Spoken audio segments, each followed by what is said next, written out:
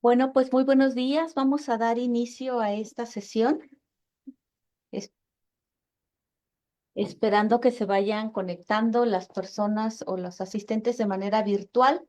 Muy buenos días a todos. Les damos la más cordial bienvenida a este seminario permanente de investigación que organiza la Coordinación de Investigación de la Facultad de Enfermería y Nutrición en colaboración con la Secretaría de Investigación y Posgrado de la Universidad Autónoma de San Luis Potosí.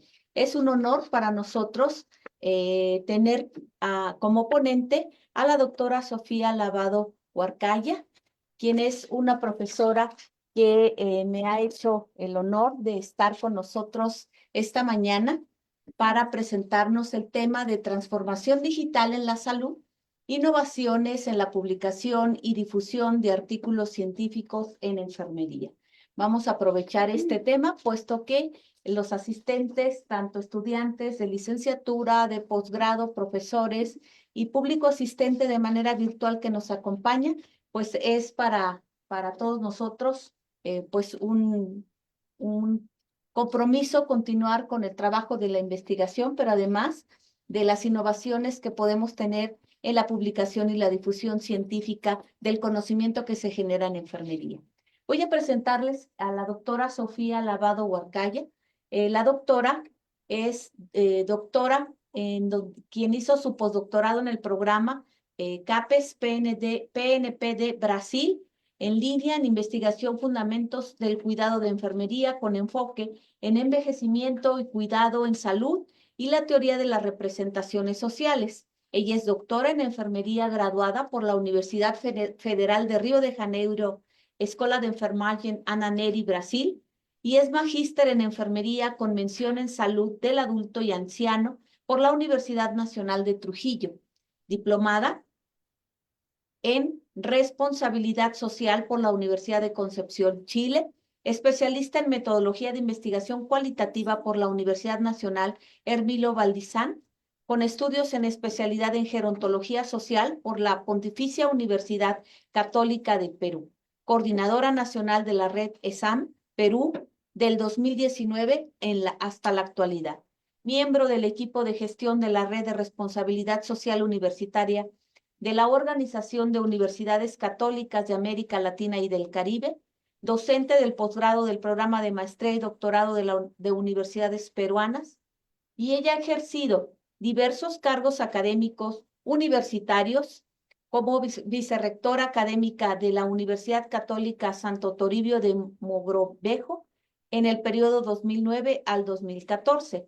Ha sido directora de Responsabilidad Social Universitaria USAT del 2016 al 2023, coordinadora del Grupo de Investigación Enfermería Social y Cuidado a la Persona Adulta, GIESCA, del 2014 al 2024, directora de la Escuela de Enfermería USAT en el periodo 2006-2008 e investigadora RENACIT del CONCITEC, con artículos, libros y capítulos de libros publicados bajo el enfoque teórico-metodológico de la representación social y miembro de la Red Internacional de Pesquisa sobre Representaciones Sociales en Salud de la Universidad de Évora, Portugal, y miembro de la Red Multidisciplinaria de Investigación para la Salud Integral de la Universidad de Guanajuato, México, coordinadora de la Red RSU de la ODUCAL del 2020 al 2023 e integrante de la Directiva de Encuentros Nacionales para la Responsabilidad Social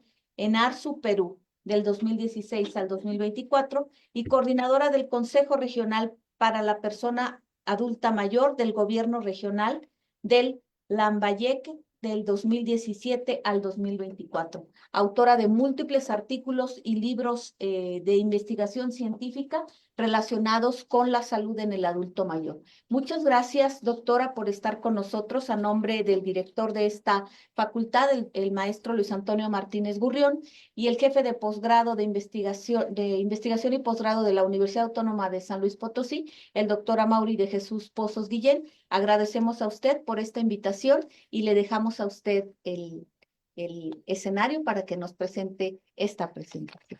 Muchas gracias. Muchísimas gracias, profesora Araceli Díaz. ¿Se me escucha sin problema? La escuchamos muy bien, doctora. Perfecto. Muchísimas gracias. Nuevamente, en primer lugar, mis palabras de agradecimiento profundo para las autoridades de la Universidad Autónoma de San Luis de Potosí, para las autoridades de la Escuela de Posgrado y en particular para su persona, doctora Araceli. Para mí es un honor estar aquí compartiendo con ustedes. Tengo amigos entrañables en México. La verdad es un país hermano que he visitado en algunas oportunidades, hacemos trabajo virtual y siento este apego muy especial, este cariño por cada uno de ustedes. Así que mi agradecimiento profundo y el compromiso de compartir con ustedes apenas algunas ideas, apenas algunas experiencias. Este diálogo académico entre nuestros países es sumamente importante y por lo tanto simplemente hoy dialogaré y conversaré con ustedes en mi experiencia y lógicamente entiendo que puede haber en sala o en la plataforma virtual personas en las cuales también nos puede enriquecer con su participación. Muchísimas gracias nuevamente. Entonces, mencionarles que este tema en realidad es un tema de mucha actualidad. No es un tema que creo ya ningún profesional en este momento podemos escapar. Hablar de transformación digital en la salud es un tema que en esta década se ha fortalecido, se ha ampliado, pero sin duda en el futuro será mayor. Esta presentación la he considerado en dos etapas. La primera, que hablaremos un poquito sobre la transformación digital en salud. La segunda, en las innovaciones en la publicación y difusión de artículos científicos en enfermería. Entiendo que tenemos un público mixto, tenemos estudiantes de pregrado, posgrado, docentes y quizás profesionales de otras áreas, así que trataremos de dirigir este mensaje en esta compartir académico en un lenguaje que podamos comunicarnos todos y podamos también al final hacer preguntas para dialogarlo, que para mí es la parte más importante. Transformación digital en salud. Entonces ya decíamos, ¿no? Este es un tema que está en pleno auge que nos está llevando a cada uno de nosotros, no solamente personal de salud, sino de manera general, a toda la población, a repensar este desarrollo de la tecnología de manera general a nivel de la sociedad, de la tecnología, cuál es ese rol de la tecnología y qué nos toca a nosotros, personas, seres humanos, porque definitivamente está incursionando en la vida de todos, incluso en nuestra vida doméstica del hogar. Entonces ya no es exclusivo de la parte académica científica, sino es un tema que nos atañe a toda la población. Por ello quiero empezar haciendo esta reflexión inicial de cómo en este momento los avances en la tecnología digital y la inteligencia artificial nos está planteando cuestiones fundamentales sobre nuestra humanidad y cómo nos estamos relacionando entre las personas, nosotros, las poblaciones, con el entorno inmediato que nos rodea. Esta es una primera reflexión que muchas veces pasamos así muy desapercibido porque vivimos el cotidiano, el día a día, de una manera tan apresurada, casi robótica, sin pensar y luego deparamos cómo realmente me contacto, me conecto con los más próximos, mis amigos, mi familia, los vecinos, la naturaleza, cuando la inteligencia artificial ya está invadiendo otros espacios que luego, si no deparamos en esto, podemos ver que esta invasión de la TIC prácticamente es en todas las esferas de nuestra vida, no solamente biológico, psicológico, social, afectiva e intelectual, que es lo que hoy en la segunda parte veremos, está afectando a todo el ser humano en su integridad. Por ello, se plantea que la inteligencia artificial está en este momento teniendo una dimensión invasiva invasiva en nuestra vida y no nos damos cuenta. Y los estudiantes que hoy nos acompañan no me dejarán mentir, que muchas veces, incluso los adultos, despertamos y lo primero que cogemos es el celular y lo último que dejamos también es el celular. Y muchas veces dormimos con el celular en la cabecera. Entonces, esto es una invasión. Invasión sin precedentes y además voluntaria, porque somos nosotros los que estamos aceptando esta realidad. Buscamos esta realidad porque nadie nos obliga, somos nosotros que elegimos.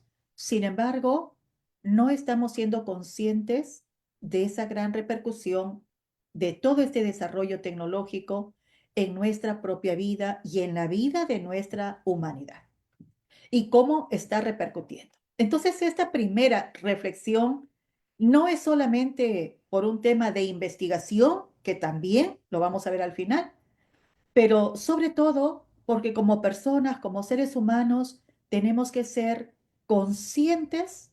El hoy nos exige, nos llama, nos interpela a tomar conciencia de lo que somos,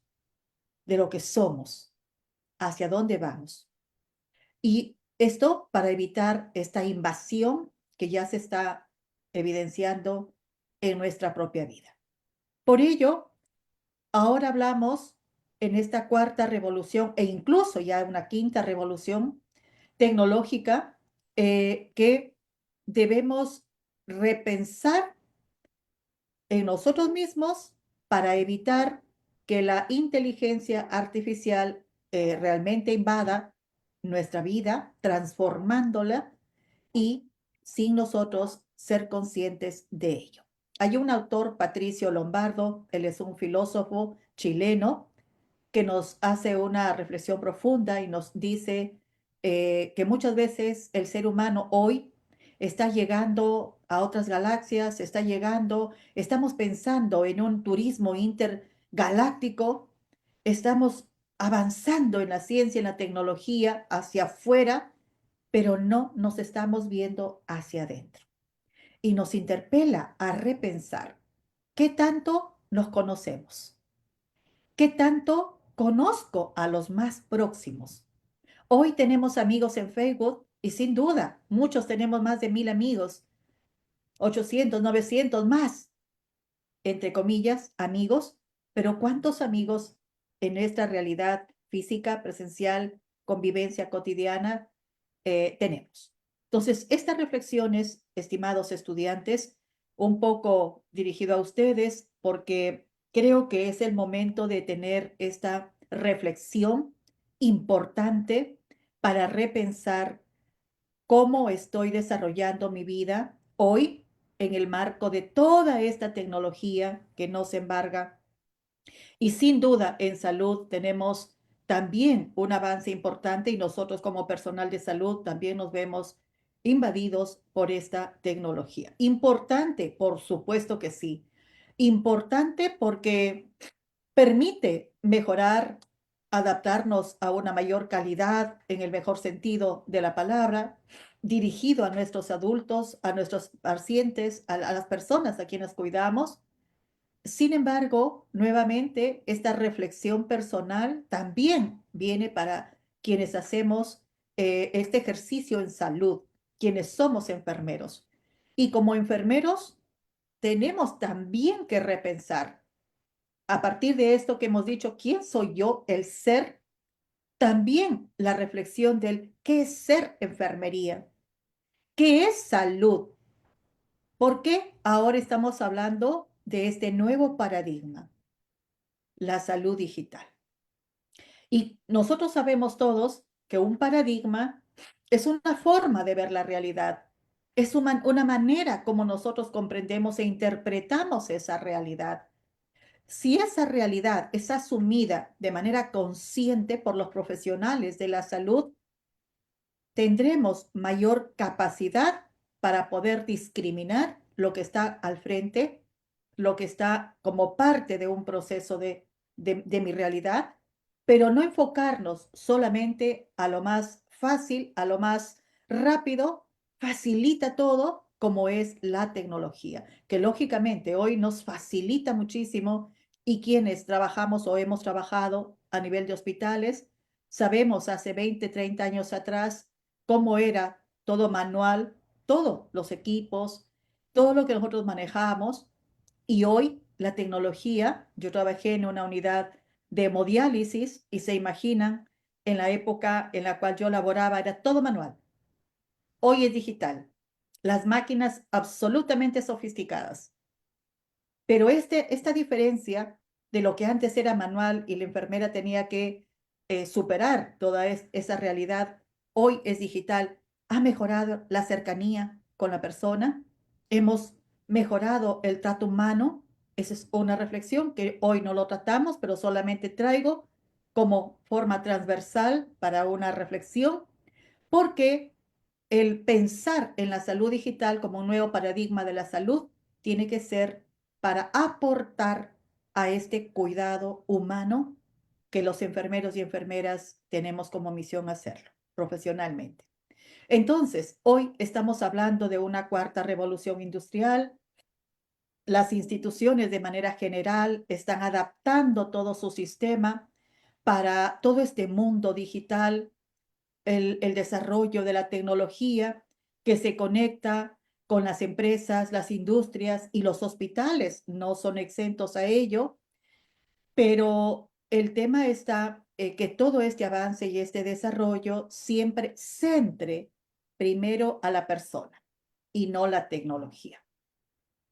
La tecnología, la inteligencia artificial, el avance tecnológico debe ser ponderado primero en función de las metas que tenemos en salud, que sea una herramienta que nos aporte para alcanzar los objetivos, que nos lleve a cumplir la misión y la visión de las instituciones. Es una herramienta que aporta, pero no es la razón principal. Entonces, solamente en ese marco podemos hablar de una sostenibilidad en la salud digital, en todos los sistemas de salud y de manera general en nuestra sociedad. Es un gran cambio, es un paradigma que se abre y repito, como nuevo paradigma, nos está involucrando y si las personas, los profesionales, los enfermeros, no tenemos esta capacidad crítica, reflexiva y propositiva frente a esta invasión de la IA, entonces muchas veces perdemos un poco ese horizonte. Entonces es muy importante este primer paso del pensamiento crítico, reflexivo y propositivo frente a la IA, al desarrollo tecnológico. La salud digital es un tema que todos nuestros países lo viven en mayor o menor grado. Hay países mucho más desarrollados, otros en menor, pero todos ya estamos viviendo este desarrollo de la IA. Y a nivel global hay lineamientos, hay documentos que orientan en salud. Y en este caso he traído solo como referencia los principios rectores de la salud digital, que son 4 principios cuya finalidad está orientada a mirarlas como estrategias mundiales, porque están asumidas a nivel mundial, para poder adoptar de manera adecuada y sostenible esta tecnología que esté enfocada a la salud digital. Y cada uno de los países va a asumir estos principios rectores aplicándolos a su propia realidad en el sector sanitario y la salud. Uno de los primeros principios es justamente reconocer que la institucionalización de la salud digital en los sistemas de salud nacional requiere que los países adopten decisiones y se comprometan. Es decir, si bien es cierto, es una política global con lineamientos globales, pero cada país tiene su propia realidad. Por lo tanto, la adaptación de la tecnología, de la inteligencia artificial debe ser de acuerdo a esa realidad, de acuerdo a nuestra propia cultura, a los valores, a la política, a los recursos, a la economía, el tema finanzas de cada país. Y esto decanta en nuestros países para cada ciudad, para cada institución. No es igual. E incluso el tema cultural, ¿no? Entonces, este principio rector es muy importante y se suma a él el reconocer que las iniciativas de salud digital, para ser eficaces, precisa mirarse de una forma integrada. Este es otro aspecto importante porque no es solamente el desarrollo de alguna tecnología en particular, algún programa en particular, algún software en particular. No, tiene que integrarse como un todo en la gestión universitaria.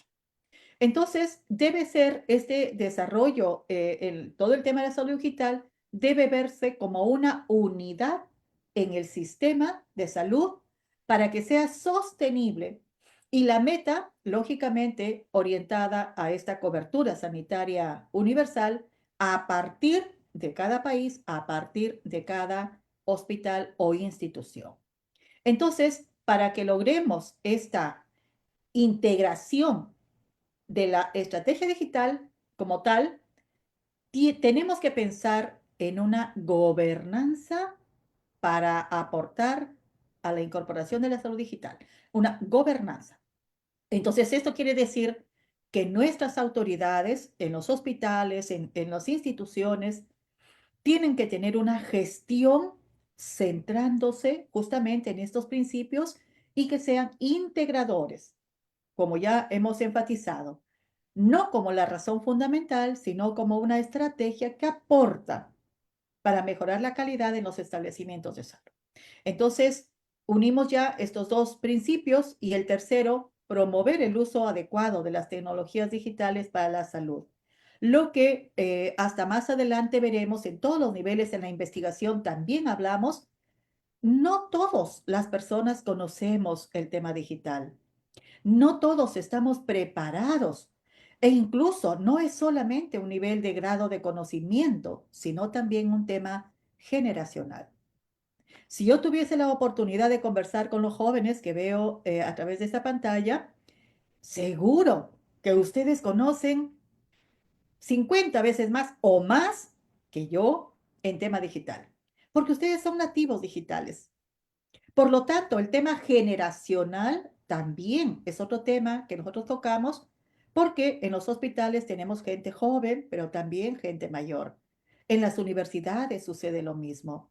Y quizás ustedes han tenido la misma experiencia que en Perú en la época de la pandemia, cuando nos vimos obligados a incorporarnos de manera decidida, sí o sí, no había alternativa. Quienes éramos docentes en el marco de la pandemia, aprender en las plataformas virtuales, ¿a quién ha costado más? A las personas mayores. Y tengo casos incluso que prefirieron renunciar después de muchos años de docencia, renunciar porque no se sentían capaces de poder asumir la tecnología como parte de su cotidiano. Y lo mismo pasa en los establecimientos de salud y en otras áreas, institutos de investigación, etcétera. Podemos ser muy buenos investigadores, pero no tenemos dominio en la tecnología. Entonces, esto es el promover el uso adecuado, pero a través de la alfabetización digital. Y en la investigación nos está pasando lo mismo, que muchas veces ya hay investigadores con ciertos años, con mucha experiencia y reconocimiento, pero tienen que formar equipos de investigación con gente joven, de nuevas generaciones, que estén cubriendo esta, digamos, competencia poco desarrollada. Este es un tema generacional también. Y otros, por supuesto, el tema de geográfico, las muchas veces personas que están en desventaja social, sin economía. Entonces, hay un tema amplio ahí que discutir que hoy no toca. Pero como principio lo asume se asume a nivel global y es aplicado en todos nuestros países. Y finalmente, el cuarto principio, reconocer la acuciente necesidad de abordar los principales obstáculos que enfrentan los países menos adelantados para implementar la tecnología de salud. Y esto tiene que ver porque, lógicamente, para hacer una buena implementación a nivel de las instituciones, no solamente es el deseo de hacerlo, la política declarada, sino se precisa entornos propicios. Recurso financiero, la infraestructura, medios educativos, la capacidad humana, ¿no? Recurso humano es muy importante, el recurso financiero, la conectividad es posible, ¿no? Entonces, muchas veces hemos tenido conferencias o las clases que desarrollamos virtualmente, nuestra conectividad es débil. Nuestra zona geográfica, por lo menos en el Perú, tenemos lugares con poca accesibilidad a la conectividad. Entiendo que México, un país tan grande, tiene similares situaciones. Entonces, esto solamente de manera rápida para no detenernos demasiado en estos principios rectores, pero que es muy importante, si bien es cierto, enfocados a la salud, pero considero que se amplía para otras áreas. Y hay un documento también global que es el esquema de aplicación del plan de acción en el marco digital. Estos tienen objetivos que están planteados ya a nivel de la Organización Mundial de la Salud, con objetivos claros, con resultados, con productos y con tiempos definidos. Entonces, no es un tema que no se viene ya desarrollando, es un tema tratado a nivel global y, repito, aplicado en cada uno de nuestros países. No voy a desarrollar este cuadro solamente para mencionar como estrategia mundial en el marco de la salud digital y enfatizar que este desarrollo del plan global forma parte y aporta a los objetivos del desarrollo sostenible, que es una justamente de sus objetivos. Entonces, creo que hasta este momento vamos comprendiendo que hablar de la transformación digital en el sector de salud es un tema vigente, urgente a ser incorporado en todos los que somos parte de estos equipos y actualmente tenemos no solamente muchas investigaciones, sino también muchos eventos, foros como este que estamos ahora dialogando. Y a nivel global, la OMS, la OPS y otras instituciones igual tienen constantemente en evolución los acuerdos, los lineamientos, porque esto está en proceso, ¿no? En un proceso de desarrollo. Así que tenemos que estar atentos a todo este avance de la transformación digital en salud. Y solo como un dato importante que yo lo veo muy, muy determinante, frente a lo que inicialmente mencioné en la primera lámina, que intentaba hacer una interpelación de cómo los seres humanos estamos siendo influenciados por la inteligencia artificial, por todo este desarrollo tecnológico, esta ya está siendo incorporado como parte de los determinantes sociales para la salud. Fíjense que el tema de digital en salud es una subcategoría de los determinantes sociales de la salud.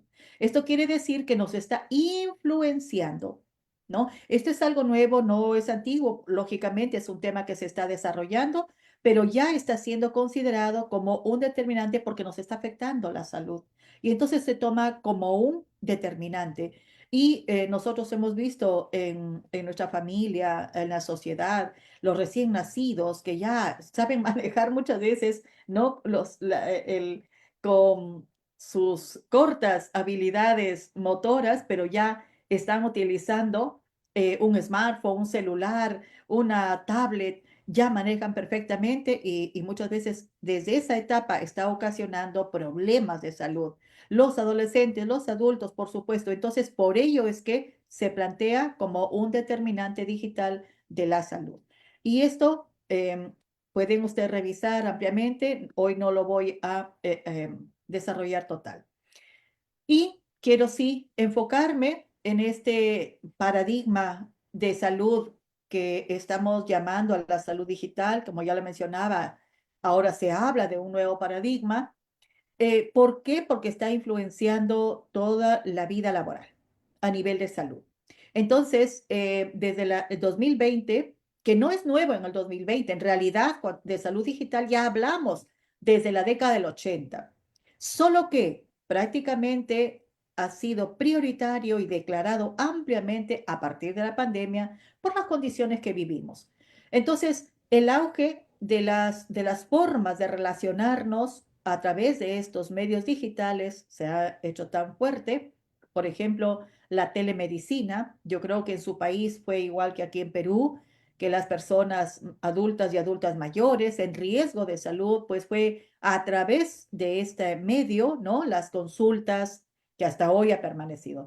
Eso se ha mantenido. Las clases que de igual manera estamos teniendo en capacitación en salud, también se hacen a nivel digital, virtual y todas las plataformas que en este momento tenemos opción. Entonces, el auge, en este caso de la telemedicina, los hospitales inteligentes, que hoy ya quizás ustedes, yo creo que sí, deben tener algunos hospitales. En el Perú son pocos, pero ya estamos con una perspectiva de implementación en estos hospitales con un enfoque inteligente que tiene una connotación absolutamente diferente, sobre todo en término privado, ¿no? Donde se mejora las capacidades de gestión articulando a la institución como un todo, pero en este caso básicamente en el tema privado, pero seguramente en adelante ya va a ser una tendencia. Lo mismo en la realidad virtual, la realidad aumentada en la atención sanitaria, también a nivel de la medicina, básicamente son herramientas que hoy mismo se está utilizando para poder conectarse entre profesionales, entre especialistas, para compartir experiencias, ¿no? Y muchas veces en línea están dos, tres personas conectadas de diferentes realidades, países, y están asumiendo pues toda este desarrollo de la virtualidad para poder mejorar, evaluar, proponer tratamientos, casos, en casos de situaciones de salud muy particular.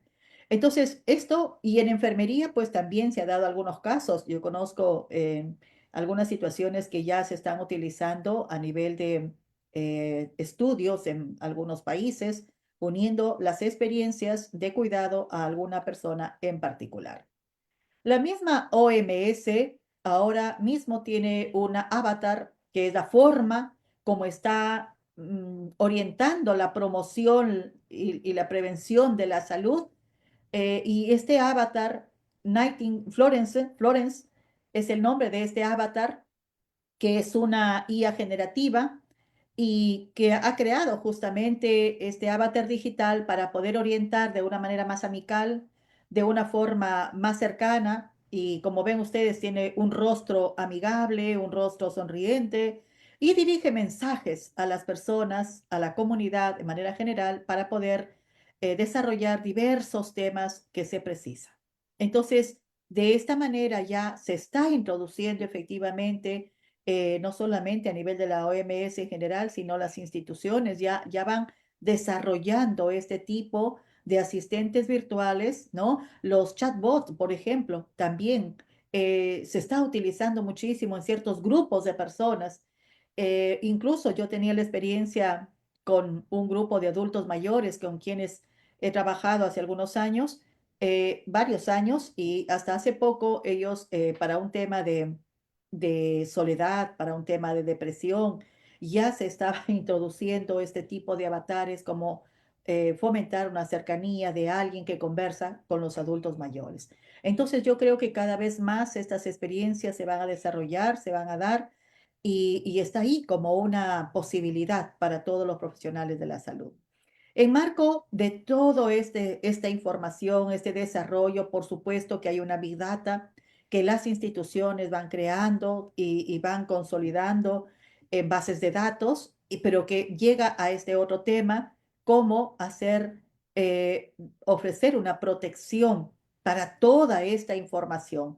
Y hemos tenido casos, aquí en el Perú hemos tenido algunas situaciones que llegan em, a detectar la información, a abstraer información de estas instituciones que es secreta, que es lógicamente privada, pero se saca la información y se difunde, sobre todo de personajes conocidos. Entonces, hay un tema importante que es la seguridad de la protección de los datos.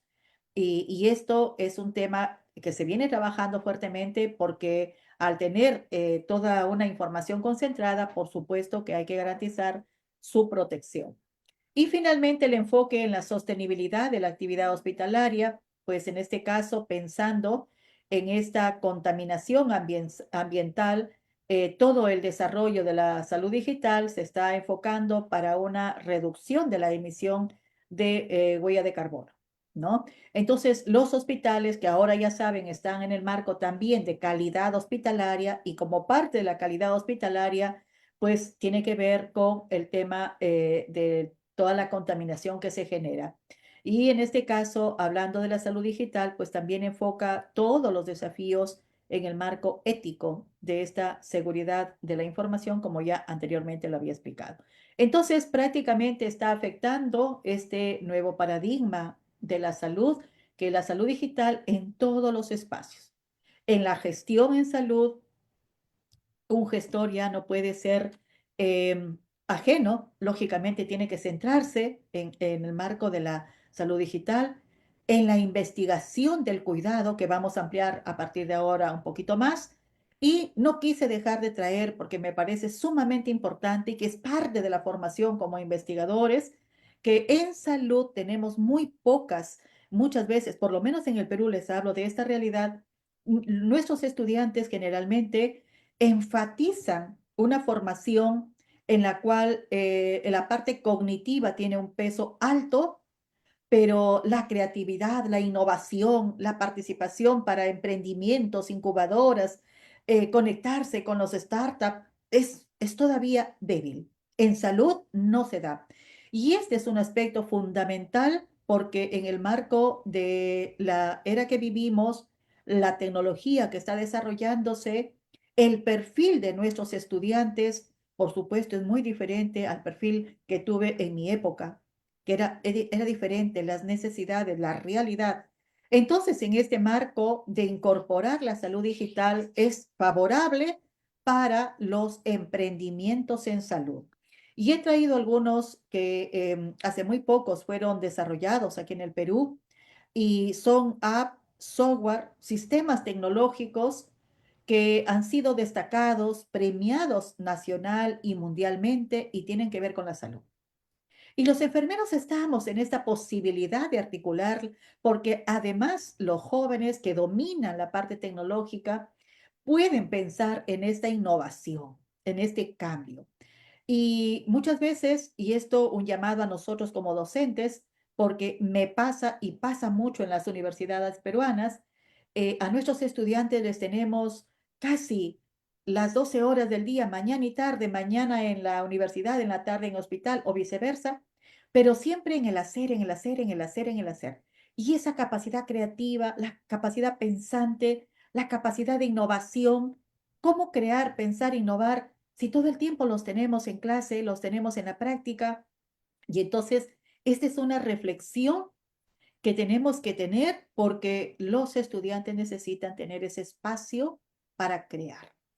Y va unido a la investigación, por supuesto, porque el punto de partida es querer cambiar la realidad que tenemos.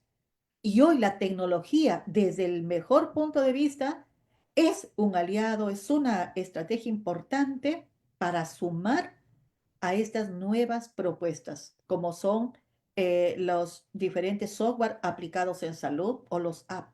Y quizás ustedes ya lo han hecho, porque ya tenemos, ¿no? Como este es, en este caso, el chat terapia, que es la propuesta de una startup peruana que ha desarrollado justamente para el tema de la salud mental, ¿no? Y nació en el marco de la pandemia COVID-19. Y esto es usando un bot que sigue el estado del paciente. Este emprendimiento nos dice que facilita la comunicación con el especialista a través del WhatsApp y es un chat terapia. Un psicólogo que planteó esta propuesta. La necesidad del marco fue la pandemia. Cómo hacer un seguimiento, cómo acompañar a la persona. En enfermería hay tantas posibilidades, ¿no? Tantas posibilidades. El Cunan Salud es otro startup que permite en pocos minutos que los trabajadores de la empresa puedan ser atendidos por un profesional de salud en forma oportuna. ¿Y esto por qué se da? Porque ustedes saben que, bueno, por lo menos aquí en Perú, el sistema de salud público es tan congestionado y uno pide cita y pues nos dan por un mes, a veces más, posterior a ese tiempo. Entonces, el ser atendido por un médico, por un especialista, a través de una plataforma web, a través de este Cunan Salud, facilita una interacción mucho más rápida y cercana con un staff de médicos en ciertas especialidades y que van a cubrir la necesidad de las personas. Y esto a través de algunos software que lo permite hacer todo ese seguimiento, ese acompañamiento, mantener la historia, etcétera, etcétera. Y así tenemos estos solamente algunos de los últimos que han sido premiados, pero sin duda a nivel global, a nivel de su país, debe haber mucho. La llamada de reflexión hoy es para los jóvenes que cuando hacen su trabajo de tesis, cuando están haciendo sus investigaciones, las universidades, en las autoridades que ahora estamos siendo, tenemos que pensar en asignaturas de esta línea tecnológica que sean aplicados a la salud y que generen innovaciones en el cuidado, que generen un cuidado que vaya más allá de lo tradicional. Esto uniendo la realidad de la tecnología que hoy tenemos.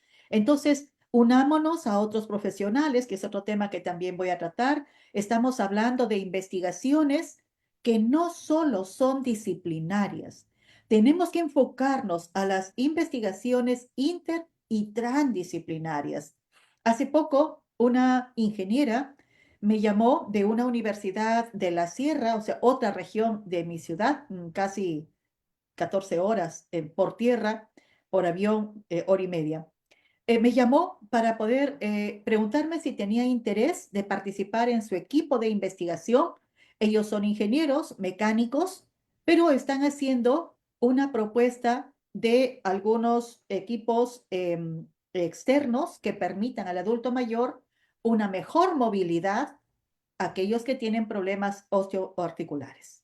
Y me solicitaba que sea parte de su equipo porque conocía, revisó en el internet mi perfil y veía que yo soy experta en el tema del adulto mayor y que tengo un grupo de adulto mayor, dirijo un grupo de estudio y entonces me ve como posibilidad de aliarme a ellos, ingenieros mecánicos.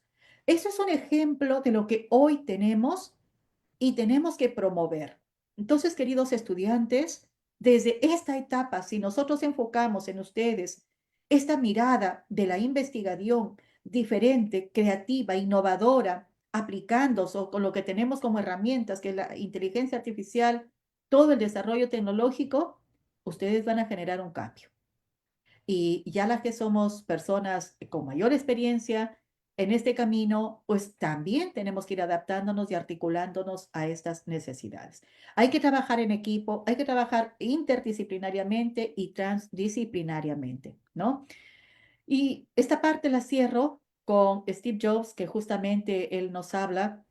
La innovación es la habilidad de ver el cambio como una oportunidad, no como una amenaza. Concuerdo plenamente, ¿correcto? Estamos en una etapa, ya decimos, un nuevo paradigma. Un nuevo paradigma. Hay autores incluso que dicen la revolución tecnológica. Y sabemos que una revolución es que cambia toda la humanidad, toda, no solamente a los científicos, a los académicos, no, a toda la humanidad. Entonces, estamos en este momento de cambio, de revolución, y Steve Jobs nos habla de asumirlo como una oportunidad en todos los niveles. Así que vamos con ello.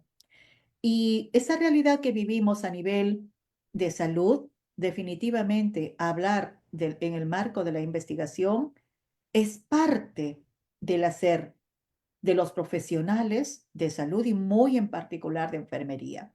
No es separado, la investigación no es yo soy asistencial, soy profesor, soy investigador. No, esta es una unidad y en ese marco también tenemos nosotros que interpretar, estamos hablando de una unidad. Y eso yo particularmente cuestiono mucho porque tenemos una experiencia en el Perú que ya hace un poco 10 años posiblemente, sí, más o menos, no, no, perdón, claro, 2014, 11 años. 11 años que tenemos una ley universitaria que promueve la carrera de investigación. Eso es muy bueno, pero ¿hacia dónde nos estamos dirigiendo la mayoría de investigadores? En querer ser solamente investigadores, el término en el Perú es renacit, ser investigador renacit, entre mayor grado mejor, mayor nivel de investigación, pero nos estamos quedando en ese deseo de seguir creciendo como investigador renacit, tener mayor reconocimiento, pero no estamos aportando a la realidad. Entonces, desde mi postura, esa es mi mirada epistémica del ser profesional, es, es una unidad. Si yo soy docente, si yo soy investigadora, tenemos que unir esas fortalezas para articular con mi realidad más próxima, y en este caso hablamos de la responsabilidad social, u otro nombre, que algunos países tienen otro nombre, pero lo importante es esa articulación, de tal forma que realmente la investigación pueda cambiar realidades y no solo llenarnos con grados, con títulos y niveles de investigadores, que particularmente yo me reconozco como persona, pero aporto poco a mi comunidad, a la realidad, al bien común. Esto es la mirada global única y en este momento la cual transitamos la humanidad, precisamos remirar. Por ello es que esta presentación que estamos trayendo, que nos lleva a mirar que ya dijimos, la tecnología va a avanzar y ahora mismo estamos hablando de una tecnología de industria 5.0, es decir, todo automatizado, y según la CEPLAN, que nos habla de 9 megatendencias, una de esas megatendencias es justamente la revolución tecnológica y ya nos da ciertos datos que en el 2030 y en el 2050 prácticamente la cuarta parte de la humanidad habrá perdido su trabajo porque habrá sido reemplazado por las máquinas. Entonces, ¿hacia dónde caminamos con esta revolución industrial, a esta revolución de la inteligencia artificial en el cuidado de la salud? Hay tantos que conversar, pero no es el tema de hoy, ¿no? Cómo esta inteligencia artificial en el tema de salud, así como en la industria, estamos enfocándonos en los hospitales. Entonces, estimados jóvenes, ustedes que están formándose, escuché, si no me equivoco, en quinto ciclo, creo que es la mitad de la carrera, o sea, un par de años más, posiblemente, dos, tres, ustedes ya están trabajando, o sea, voy a colocarles máximo el 2030, o sea que para el 2050 ustedes ya tendrán 20 años de experiencia laboral. Y en el 2050, que ustedes estarán en promedio, voy a colocar 45 años, están en el medio de un cuidado tecnológico, cuidado invadido por la IA. Entonces es lo que les va a tocar, queridos estudiantes, a ustedes. A nosotros, si Dios quiere, seguiremos en el 2030, tal vez ya estaremos bastante adultos mayores, octogenarios posiblemente. Espero llegar a ese momento. Depende de lo que la vida nos depare, pero ustedes sin duda en 20 años más, 25 años más estarán.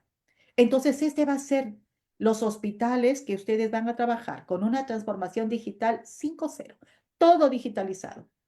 Por ello es importante capacidad de pensar, capacidad de reflexionar. Y a esto les invoco. Ustedes tienen desde hoy, si es que todavía tenemos como debilidad, hemos estado actuando robóticamente, y entre comillas robóticamente, porque muchas veces nos levantamos, nos acostamos, levantamos, acostamos, y no pensamos, hacemos y vamos robótico, haciendo las cosas. No, hoy en esta sesión mi intención es más allá del conocimiento, porque en el Internet encuentran todo, la IA les da todo ahora. Ustedes pueden ver mucho más de lo que hoy estoy conversando. Pero mi intención no es conocimiento, mi intención es llegar en la parte afectiva de ustedes, jóvenes, para que puedan desde hoy hacer esta reflexión de cómo tenemos que pensar. Así, con este pensamiento reflexivo, crítico, proponer temas para mi vida personal y profesional sin que nadie me influencie, porque la IA nos está influenciando a través de los smartphones, los celulares, y no nos damos cuenta. Entonces, capacidad para pensar, para reflexionar. Me quedo ahí porque si no me voy mucho y tengo que avanzar en la segunda parte. Por lo tanto, entonces la inteligencia artificial hoy en día es uno de los temas, una línea de investigación en salud. En enfermería hay algunos artículos, aunque no es tan decidido como sí se ha desarrollado en otras ciencias. Tenemos investigaciones, pero de manera general, la inteligencia artificial ha pasado a ser uno de los temas importantes a ser investigados. Yo les animo igual, estimados jóvenes, quizás están haciendo tesis o van a hacer tesis, ¿por qué no plantearse esta mirada que es un tema muy presente, muy álgido? Y podríamos por allí tener aportes importantes en sus trabajos de investigación. Entonces, hoy estamos con diferentes temas como una línea de investigación en el marco de la salud. Pero estas investigaciones que se vienen realizando, estos estudios como parte de las tesis, pregrado, maestría, doctorado, llevamos a una segunda parte. Todo eso que hacemos ya como enfermeros en el área que nos encontremos, eh, todo ese conocimiento, esa práctica, no tiene que quedarse solamente en el hacer, sino nos tiene que llevar a plantear, ¿no?, la siguiente parte que nos enriquece nuestra disciplina como profesión, generar conocimiento. Y ese generar conocimiento es a través de las tesis o los artículos científicos. Y estos artículos científicos tenemos que publicarlos. Y entonces entramos en este segundo momento. Solo me dicen si estoy bien con el tiempo o me ajusto, por favor. Sí, eh, sí, creo que sí, ¿verdad? Ya. Perfecto. Todo bien, adelante. Perfecto, gracias. Muchísimas gracias. Lo que pasa es que a veces uno se emociona conversando con ustedes y el tiempo pasa muy rápido. Así que en ese control que también estoy viendo, ok, voy a intentar hacer ese desarrollo haciendo un énfasis también porque es consecuente a lo primero. Y tenemos entonces esta etapa ya, los artículos, las tesis que ustedes vienen desarrollando y cómo publicarlas y cómo la IA está también influenciando en esta parte de la publicación. Tradicionalmente, la publicación que nosotros realizamos a través de los artículos científicos o a través de los capítulos o libros en general son lo tradicional. Es la forma tradicional como venimos haciendo desde hace algún tiempo, ¿no? Y los libros nos otorgan una información estable, permanente, nos da estatus, ¿no? Tener capítulos de libro, tener libros escritos, nos da estatus. Y es un conocimiento que está ahí, uno lo coge, está disponible en las librerías, cuando uno lo compra, está en casa, ahí.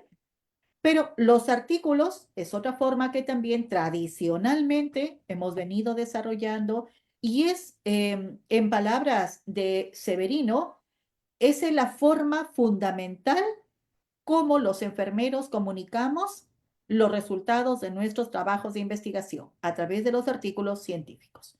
Y se hacen periódicamente, ¿no? Se publican en revistas que salen con cierta periodicidad, en algunos 6 meses, en otros 3 meses, varía de acuerdo al tipo de revista, pero lo importante es que hay una información hacia la comunidad científica de lo que se viene realizando, de lo que se viene haciendo. Entonces, la ciencia va evolucionando en la medida que estos artículos científicos a través de los manuscritos, de los libros, se publican y son conocidos por otros científicos u otros profesionales que además de seguir investigando en esa línea, podrían también aplicar en su práctica cotidiana.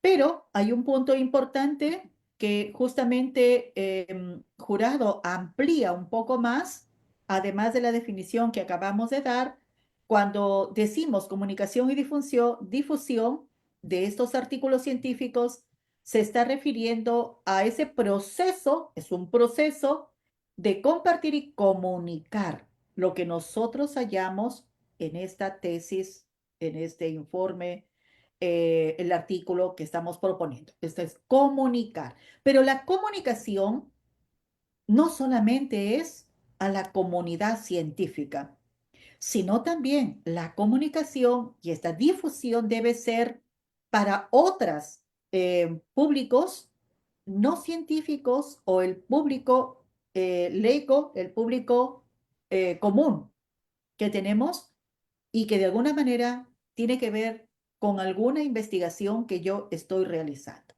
Entonces, hablar de comunicación y difusión, estamos hablando para este público científico y no científico.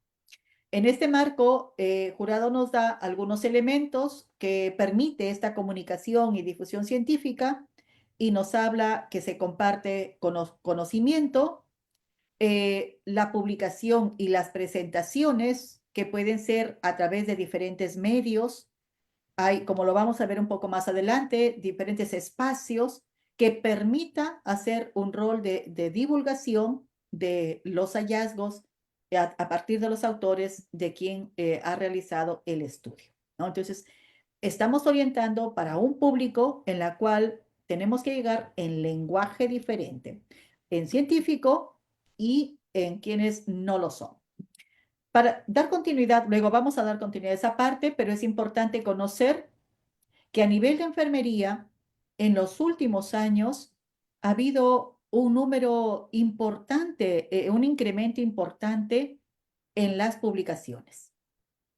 Sin embargo, a nivel global, se sigue discutiendo la calidad de nuestras publicaciones, ¿no? ¿Cuántos enfermeros podemos llegar a las revistas de mayor impacto? ¿Cuál es el porcentaje de artículos publicado por enfermeras? Hace 2 días tenía una charla con otros investigadores de otras áreas y justamente nos comunicaba a nivel de Perú que tenemos revistas de impacto aquí también.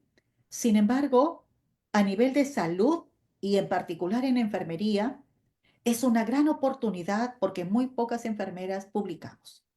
Pero ¿cuánto de este grupo de enfermeras estamos logrando acceder a estas revistas de gran impacto?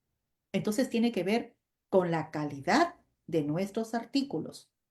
Por eso es importante, estando aquí los estudiantes, que posiblemente ustedes ya lo hacen. Esta es una buena práctica, es un círculo virtuoso de empezar a ejercer esta articulación de docente-estudiante a través de sus grupos de investigación, las líneas que ustedes manejan, para publicar desde estudiantes.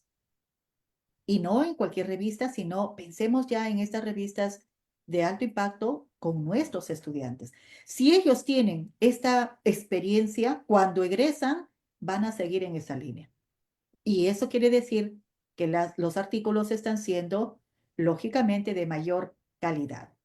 Esto, así como la profesora Araceli, posiblemente mi persona lo ha vivido por varios años que estuve en Brasil, como se ha mencionado, y les digo con transparencia y humildad, cuando yo llegué, aparentemente con grado, con experiencia profesional, y digo experiencia con representante en cargos, etcétera, que en mi país, ok, pero cuando llegué a Brasil, una estudiante de pregrado tenía un número de publicaciones mucho mayor que yo, que ya tenía años en mi práctica como docente y como enfermera.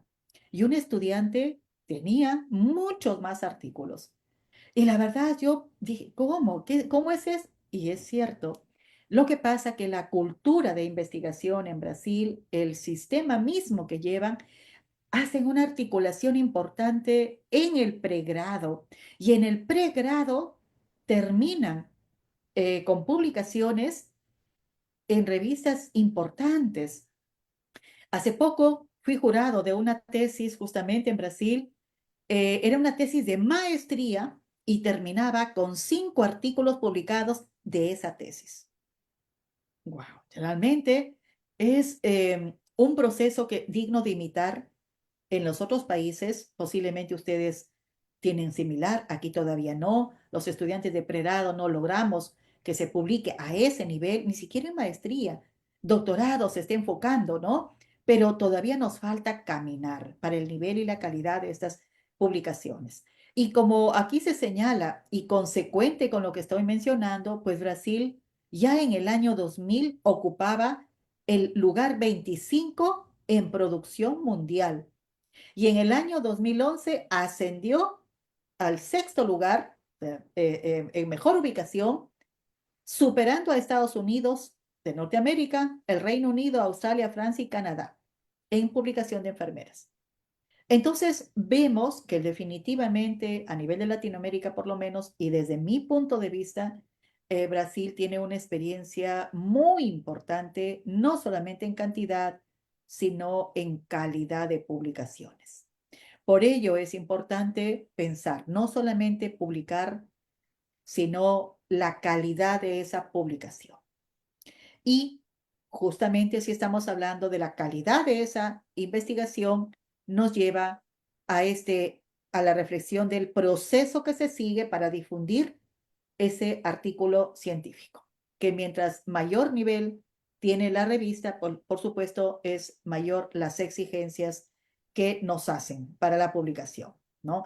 Entonces, en este marco, la divulgación científica, según Rodríguez, nos habla que es una herramienta que ayuda en comunicación entre la ciencia y la comunidad en general, que es un poco lo que había centrado hace unos minutos, ¿no? No solamente es publicar en estas revistas de gran impacto que llegan a un público científico, pero también necesitamos difundir información científica, tecnológica a persona laico, a la población laica.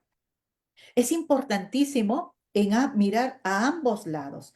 Y hoy estamos en un momento en los cuales ya hay agencias, ya hay instituciones que plantean de una u otra forma esta divulgación científica y más utilizando las herramientas digitales, ¿no? Para poder generar esta difusión de los artículos de toda la producción científica, específicamente en enfermería, que nos permita llegar hasta estos públicos. Entonces, hay formas de comunicar y difundir los artículos, la producción científica, como ya hemos visto lo tradicional a través de las revistas con publicaciones, conferencias y seminarios, las documentales que se programan a través de las televisiones, de las redes sociales, el TikTok. Por ejemplo, el TikTok ahora está siendo uno de los medios para poder hacer difusiones cortas de ciertos hallazgos científicos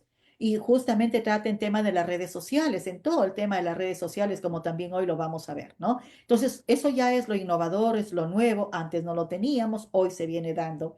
Y también, por otro lado, algo más estable pueden ser los museos o los centros de interpretación en determinadas áreas del conocimiento.